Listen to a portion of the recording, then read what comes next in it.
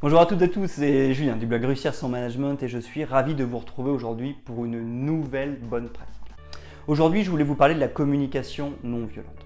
C'est une manière de communiquer qui est extrêmement efficace pour rester en bon terme avec notre collaborateur ou nos équipes tout en exprimant ce que nous ressentons réellement.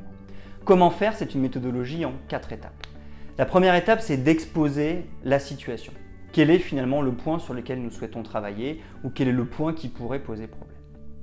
Ensuite, il faudra exposer notre ressenti. Ça nous permettra de livrer ce que nous ressentons au plus profond de nous, ce qui nous fera du bien, mais ce qui permettra aussi à notre collaborateur ou à nos équipes de nous comprendre au plus profond de nous-mêmes.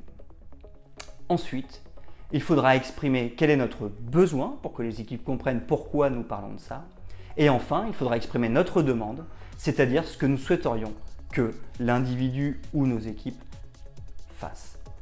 Par exemple, nous avions un rendez-vous avec un collaborateur et celui-ci est en retard. Du coup, ça nous a mis très en colère parce que nous ne nous sentions pas respectés.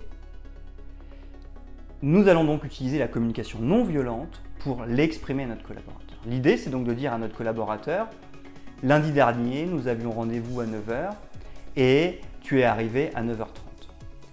J'étais très en colère puisque je ne me suis pas senti respecté. En effet, j'ai besoin d'être respecté et j'ai besoin que dans ton attitude, je sente que tu prenais très au sérieux ce rendez-vous.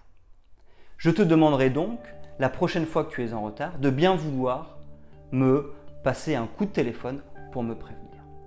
Voilà concrètement un exemple de communication non violente qui permet clairement d'exprimer la situation, notre ressenti, ce dont nous avons besoin, mais aussi la demande et finalement ce que nous pourrions attendre de notre collaborateur. J'espère que la communication non violente vous a aidé et je vous donne rendez-vous très bientôt pour une nouvelle bonne pratique.